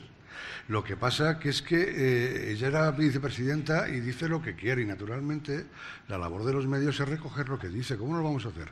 Lo que pasa que también recogemos las contrarias. No sea usted injusto. También hemos contado los que han protestado contra Soraya. Y hemos escrito artículos en contra de lo que ha pasado en Ceuta y en contra de las cuchillas y en contra de esa criminalización de los inmigrantes. Y hemos escrito mucho a favor de una entrada reunada y del respeto a los derechos humanos. Así que, hombre, hay de todo. Las preguntas cómodas y las incómodas para el poder, que no es un mérito, este es nuestro trabajo. Claro. Esto debería ser lo habitual. Le hemos hecho al poder las preguntas que ellos consideran cómodas porque son las que creíamos que teníamos que hacer, y las que ellos consideran incómodas y no les gusta nada porque creíamos también que es lo que teníamos que hacer. Nos ha pasado casi como a Jeremy Paxman, que cuando ya has hecho la pregunta 12 veces ya y no consigues la respuesta, te tienes que ir a otra. Pero nuestro trabajo consiste en preguntar, en que ellos respondan. Hasta ahí no podemos llegar. ¿Preguntas? Sí, buenas noches, Esteban Rodríguez. Antes decíais que hay periodistas por ahí fuera que preguntan 12 veces la misma pregunta. Mi pregunta es, ¿cómo se consiente ir o cómo se va a una, en teoría, conferencia de prensa en donde no hay preguntas, incluso no hay interlocutor porque está en un plasma? Es una vergüenza que algunos quieren recaer la responsabilidad de responder a eso en los periodistas, y a eso tienen que responder las empresas. Mira, hace una semana se presentó la memoria de Reporteros Sin Fronteras, la memoria del año pasado, del 2013. Claro, cuando uno ve que el año pasado murieron 88 periodistas, espera que tengo el dato aquí, no lo quiero dar mal, en todo el mundo murieron, 88 fue en el 2012 me parece, murieron en el mundo en cualquier caso 71 periodistas, secuestraron a 87. Dice, bueno, nuestra situación, los periodistas aquí, que sepamos, no tenemos en riesgo nuestra seguridad física, ¿verdad? No tenemos en riesgo nuestra vida, ni nos van a secuestrar, creemos. Bueno, pero es que la libertad de expresión tiene también carencias en el mundo desarrollado y en países con una salud democrática en teoría buena como el nuestro. Y una de ellas, desde luego, es que hayamos consentido que le llamen rueda de prensa a lo que no es una rueda de prensa. Es una comparecencia sin preguntas. ¿Qué herramientas nos quedan? Decirlo cada vez decir en una comparecencia. Yo es que ni admito decir una rueda de prensa sin preguntas, porque es que no es una rueda de prensa, en una comparecencia sin preguntas, porque la decisión de no acudir corresponde a las empresas. Y aún así, porque esto lo hemos debatido mucho, si el presidente del gobierno se dirige a los españoles y no admite preguntas, ahí entran en colisión dos derechos. Mi derecho como periodista a preguntar, para que yo pueda ejercer mi libertad de expresión y mi profesión de verdad, pudiendo preguntar al presidente del gobierno, y el derecho de los ciudadanos a la información. Y entran en colisión. ¿Qué es más relevante? ¿Que los españoles se enteren de lo que dice el presidente del gobierno, o que yo subraye y deje claro que esto no es una rueda de prensa, es una comparecencia sin preguntas? Aquí no es un hábito, pero en Francia Sarkozy utilizaba la televisión pública con mucha frecuencia para dar un discurso. O sea, que habría muchas ocasiones en las que esos dos derechos colisionarían. Es decir, yo creo que hay ocasiones en las que hay que estar, aunque no te admitan preguntas. En muchas otras, hace mucho tiempo que las empresas deberían haber decidido no acudir. No, yo creo que no hay que acudir directamente. Yo creo que ahora, afortunadamente, tenemos muchísimos medios para enterarnos de lo que se dice en ese plasma. Y yo, en la última etapa en la que trabajaba, en la que era director, yo no mandé cámaras a dos o tres actos a los que no admitieron preguntas. Y se lo expliqué directamente. Yo mando a periodistas a que hagan la labor de periodista. sino simplemente enchufo la tele, lo leo y lo cuento. Se lo cuento a los espectadores, porque creo que los espectadores tienen que saberlo, naturalmente, que es lo que decía Pepa. Claro que hay que salvaguardar el derecho de tus espectadores a saber qué es lo que ha dicho el presidente del gobierno. Pero yo lo sé a través de simplemente de haberle visto que en la televisión. No le llevo yo a unos periodistas para hacerle la ola. No se la llevo. Y me negué y sigo creyendo que las empresas tenían que negarse. Y los directivos, que no son empresas, tenían que negarse. Y hacer convencer a sus empresas de que no lo hagan. Una opinión personal. Buenas tardes. Buenas tardes. Noche ya, ¿no? No hemos cenado. Por eso. Bueno. Yo estoy de acuerdo con el compañero que dice que no hay que ir a ruedas de prensa, por llamarlas de alguna manera, a ver a Rajoy salir en un plasma. Pero ¿no cree que están acusando a los empresarios de que van a esas cosas cuando realmente ese empresario manda a su trabajador, el periodista, por una determinada posición económica o social, esos contactos? Y un detalle, antes han comentado que en otras culturas se pide el voto. Como usted le llama, Pedro José pidió el voto para Rajoy en las últimas elecciones. Gracias. Te dejo la segunda y contesta la primera. No es que estemos acusando a los empresarios. Lo que quería decir es que esa no es una responsabilidad que se pueda dejar sobre los hombros del periodista de a pie que está cumpliendo su trabajo. No. Es una responsabilidad que debe asumir el medio de comunicación, el directivo que gestiona información y la empresa informativa como empresa. Es su responsabilidad el que le quede claro al representante del poder que no se puede jugar con nuestro trabajo, que no están haciendo lo que deben. Te dejo a ti, Pedro J. No, yo creo que, vamos a ver, por ejemplo, la prensa en Estados Unidos está muy acostumbrada a que los periódicos tomen posición. El New York Times, siempre que hay elecciones, propone el voto. Y nadie acusa al New York Times de ser, en fin, una bazofia, ¿verdad? No, yo creo que pedir el voto, si se hace con todas las de la ley, como hacía Pedro J., que es con toda la claridad del mundo, a mí no me parece mal. El lector sabe qué periódico está comprando. El de un director que propone votar al Partido Popular, luego cree que la ideología que debe regir en ese país y el periodismo que va a hacer es para contribuir a que ese partido gane. Bueno, no me parece demasiado mal. Cada uno es muy dueño de hacerlo, y si se hace con esa claridad y con esa exposición ante la mirada del público, bueno, pues ¿qué le vamos a hacer? Él sabrá.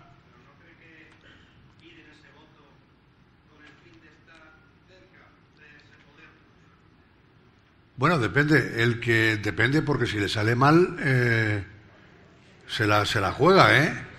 O sea, si la sale mal, vamos a ver, esto todo tiene su riesgo, ¿eh? Si tú desde un periódico apoyas a un partido, si gana, bueno, pero si pierde, a lo mejor has hecho un pan un poquito duro, ¿eh?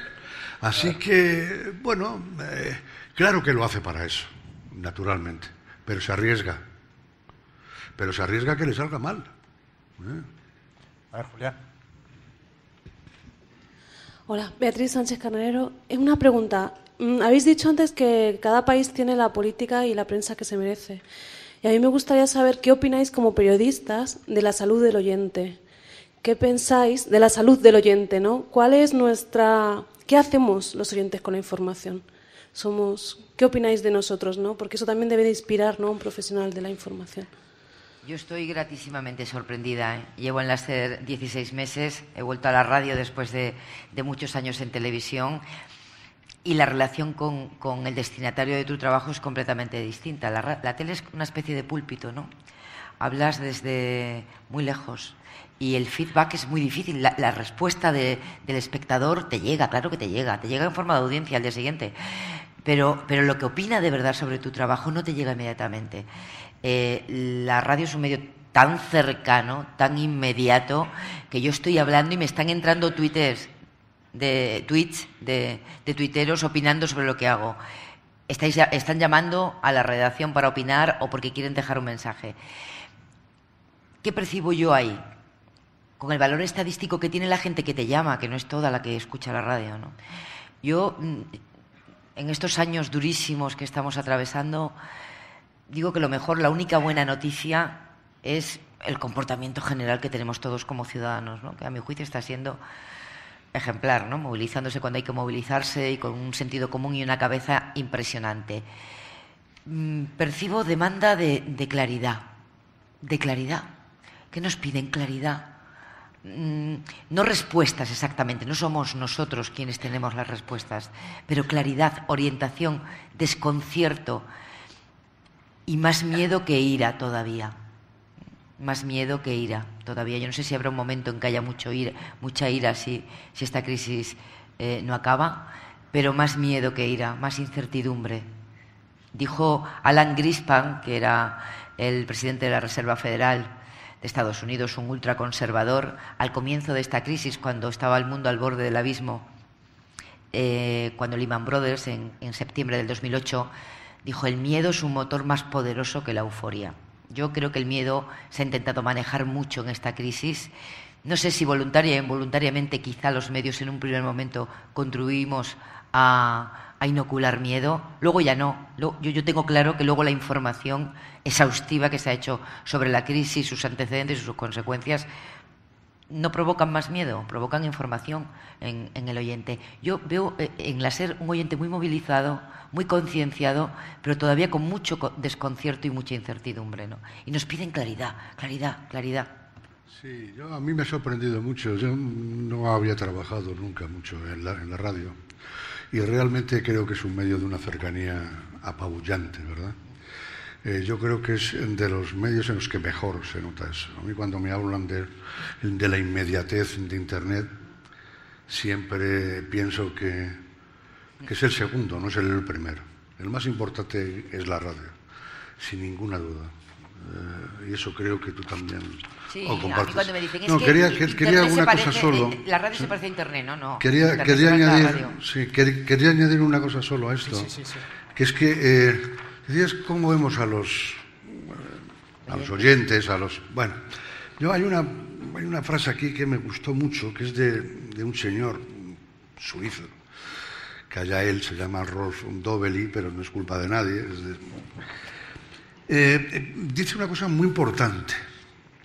Dice: al recibir una sobredosis de información, que es lo que nos está pasando ahora, esta sobredosis de información, nuestro cerebro adopta mecanismos de defensa para no colapsarse y busca inconscientemente atajos mentales. Uno de esos atajos es la tendencia a seleccionar la información que confirma nuestras convicciones y rechazar lo que nos contraría. Bueno, yo noto que está ocurriendo esto. Está ocurriendo esto y a mí me parece grave. Yo creo que a mí me gustaría que el lector, el oyente, el televidente fuera muy crítico con todos los medios. Muy crítico con lo que oye, muy crítico con lo que lee, muy crítico con lo que ve. Y que nos hiciera llegar sus críticas. Que no hiciera esto que comenta este señor, ¿no? Que no, ante tanto ruido, quedarse simplemente con lo que le da la razón y con lo que se encuentra cómodo.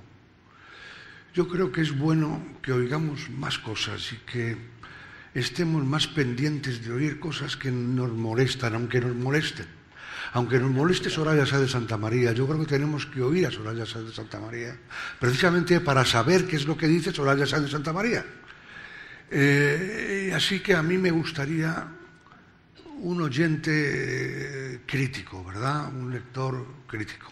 Y nosotros, una cosa nada más, fracasaremos, o por lo menos como yo entiendo el periodismo, fracasaremos si no ayudamos a pensar al oyente. Yo no tengo ninguna intención de decirle a nadie lo que tiene que pensar, ni poner a mi lado a alguien que adoctrina a quien me escuchan. Creo que nuestra función es ayudar a pensar, a plantearse, ¿no?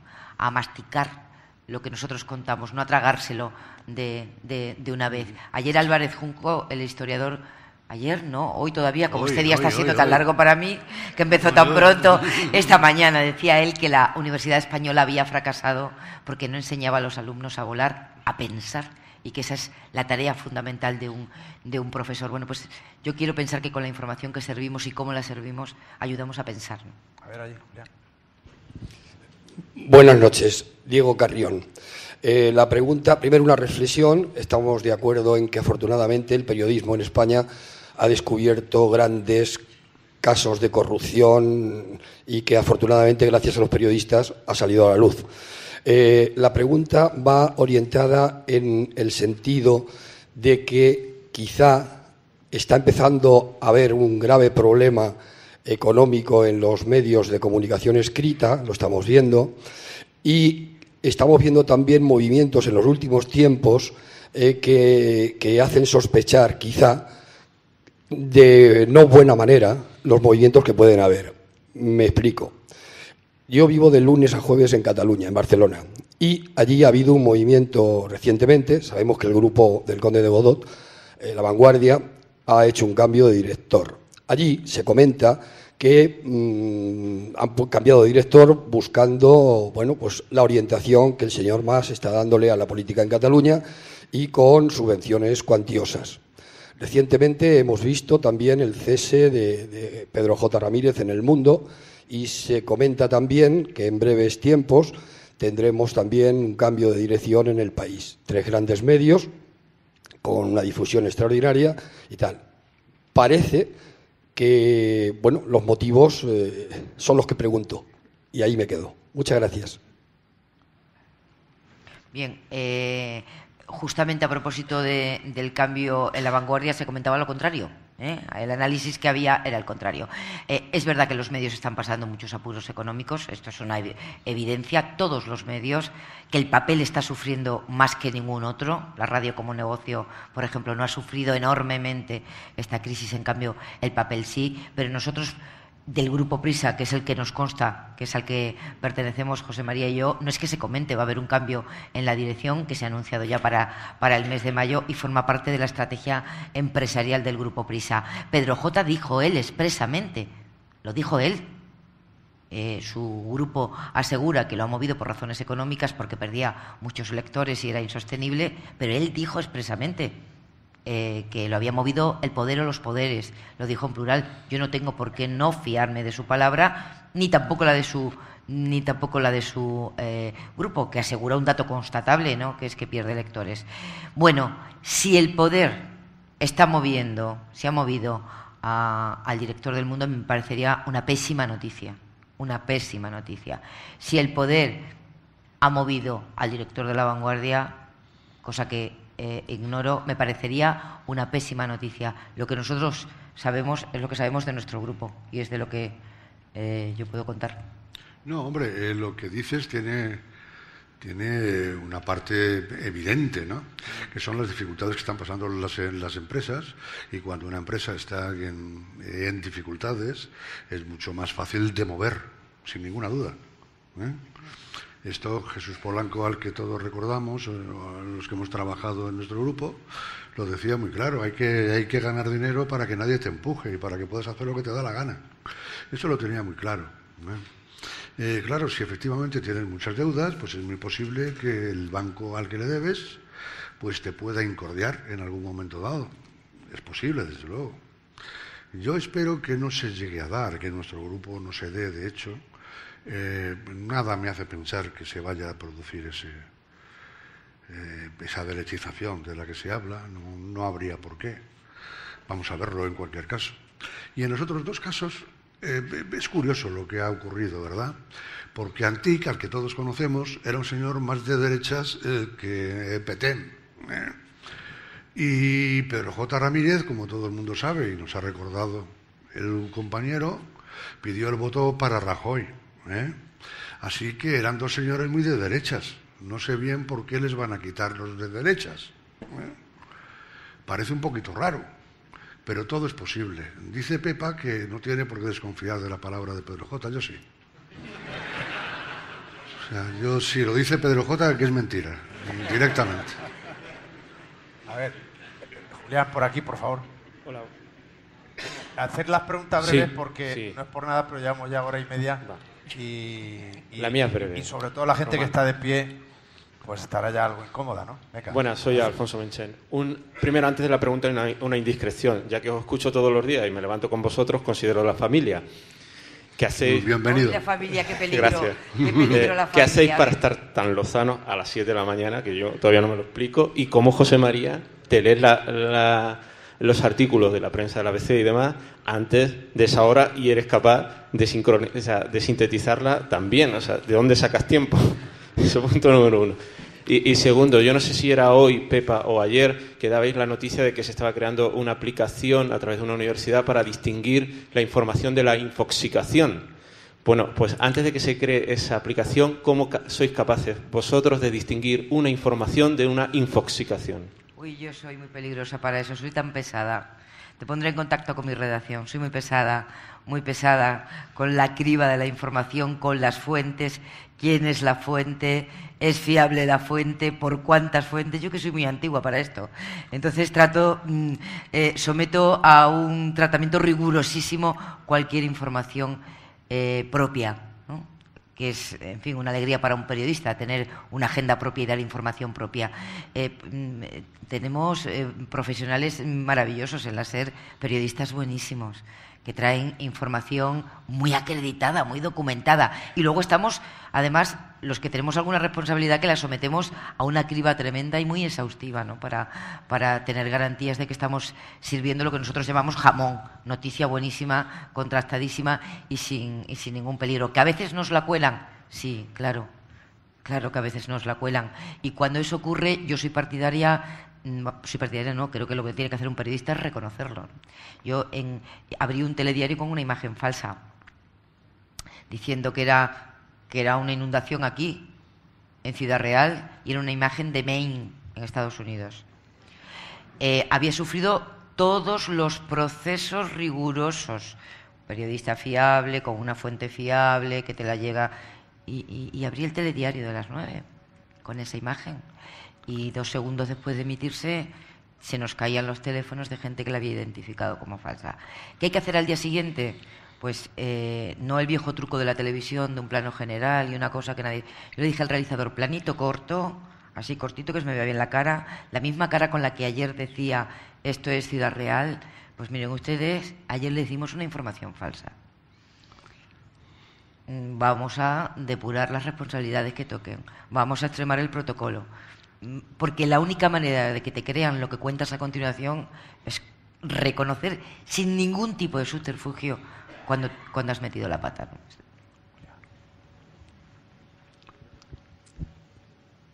Sí, Alberto Fernández. Quería hacerles perdona, solo contestarte. Lo Lozano. Bueno, yo no me levanto pronto, yo me levanto tarde. Yo lo que hago es acostarme tarde. Él se acuesta cuando yo me levanto. Él con su mujer. Yo lo leo por la noche. Yo lo leo por la noche y el mérito que tengo es que duermo.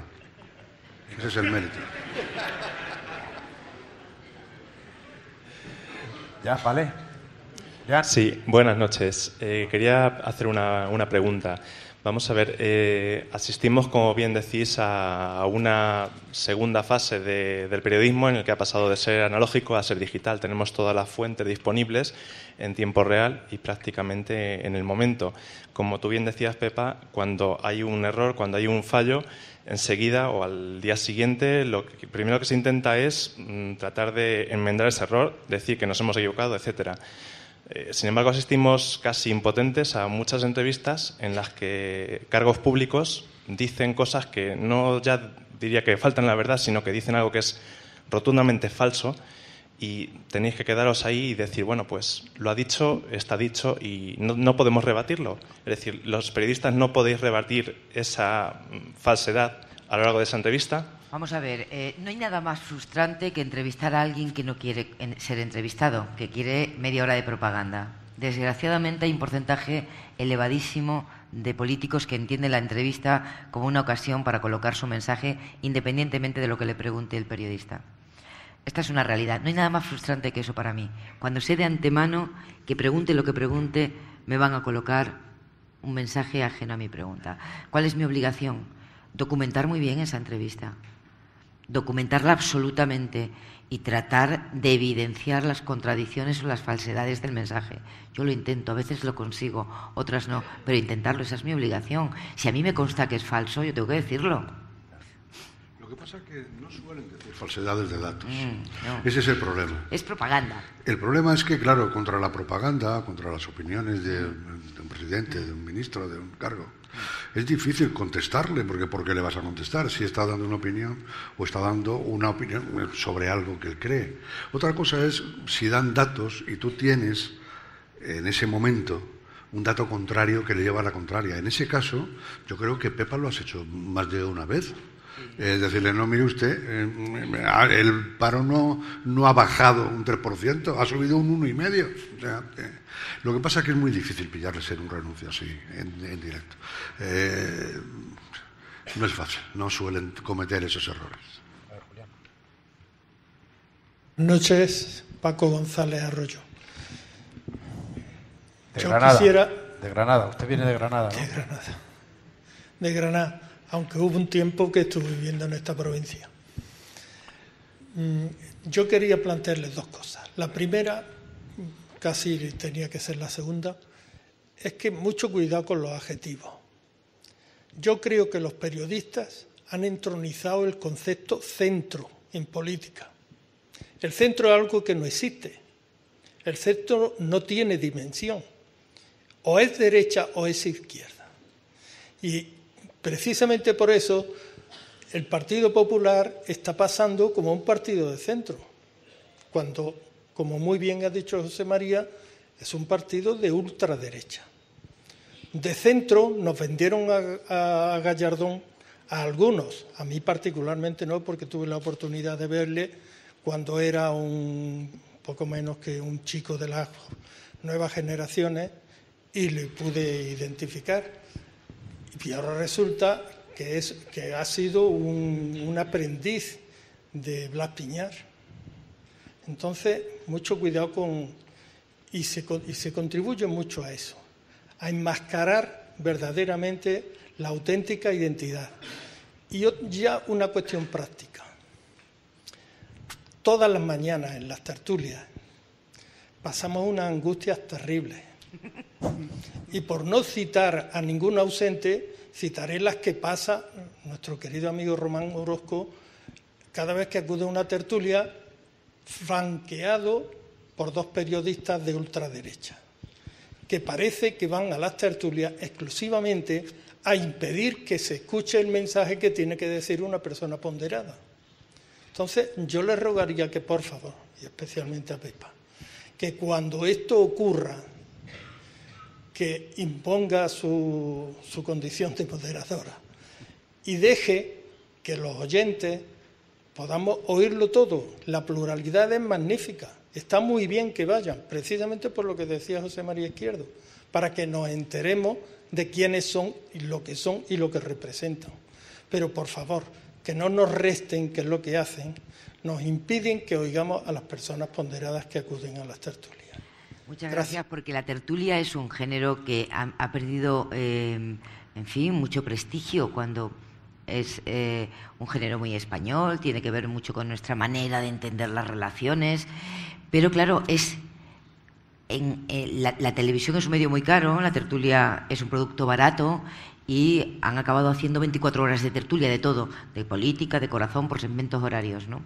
Y se acaba haciendo espectáculo, porque si no hay espectáculo se entiende que no hay tensión. Si no hay tensión, no hay publicidad. En fin, se entra en un círculo vicioso terrible. Pero, en fin, en la SER intentamos que nuestra tertulia sea un encuentro de pareceres y no solo de opinión, sino de opinión documentada. Yo intento, si alguna vez me ocurre, escríbame. Yo intento que no se superpongan las voces, que no se grite, que no... Porque no sirve para nada, ¿no? No sirve para nada. A ver, la última, por favor.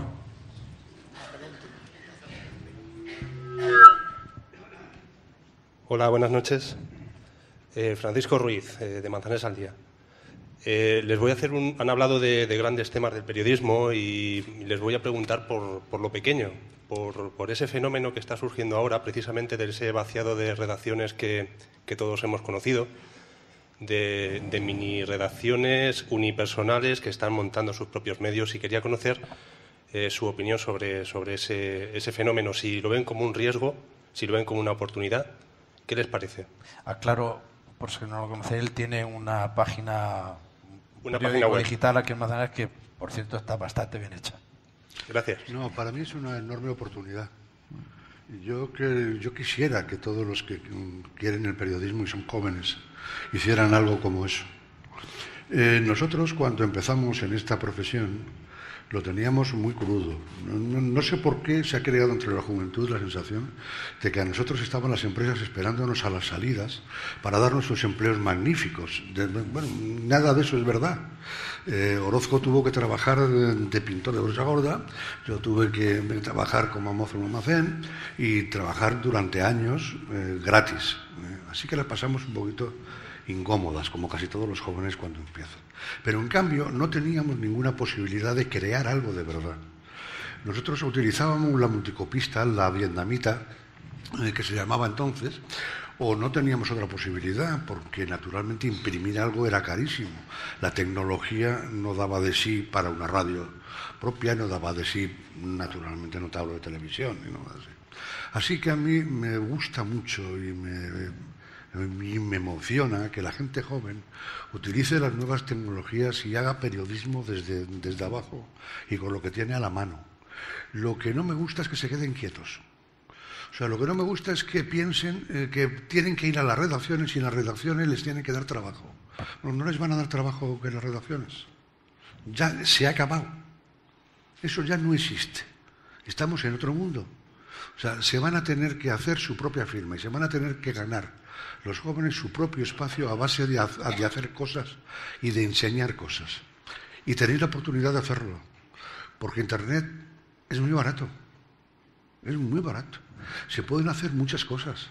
Se pueden hacer reunidos entre 3 o 4. Yo siempre que voy a las facultades a dar charletas, parezco el abuelo Cebolleta. Pero es que realmente me indigna cuando los chicos jóvenes, o sea, me cuentan sus desgracias de que han ido pasando por redacciones y no les han cogido.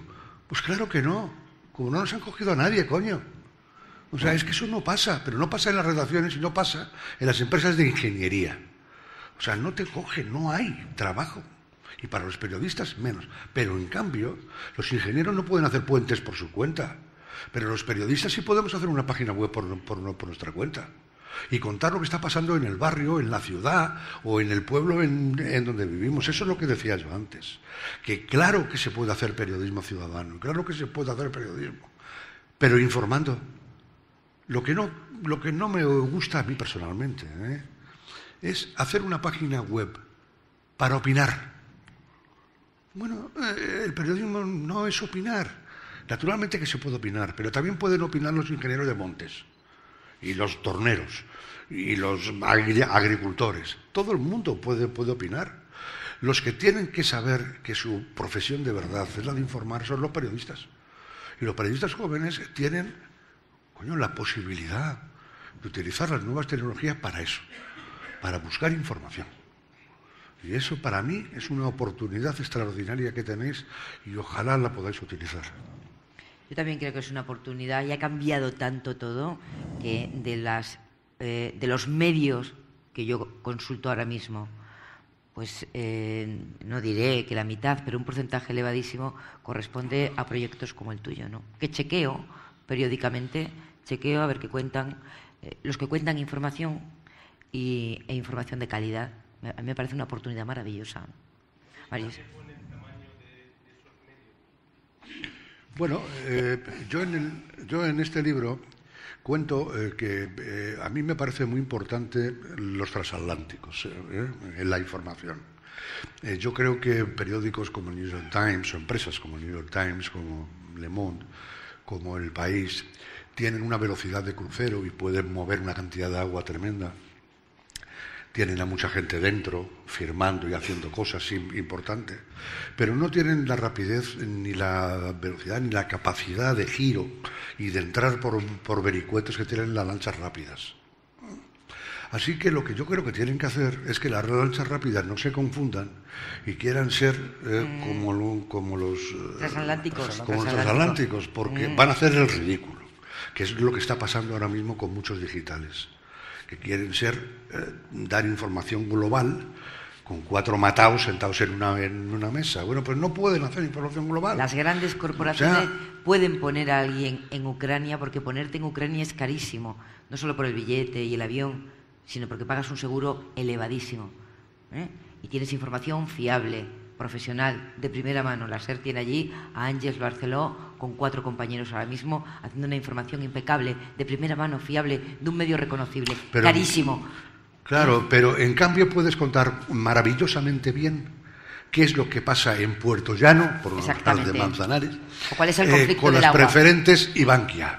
¿A cuántos han engañado Bankia con las preferentes en Puerto Llano? Y la historia de la gente de Puerto Llano, ¿qué les ha pasado eso? En un momento en el que lo universal es local y lo local universal, es decir, que cualquier cosa es susceptible de convertirse en una información de ámbito nacional, ¿no? Informar, buscar información, buscar datos, buscar noticias, buscar historias personales, hacer periodismo, coño, no columnismo.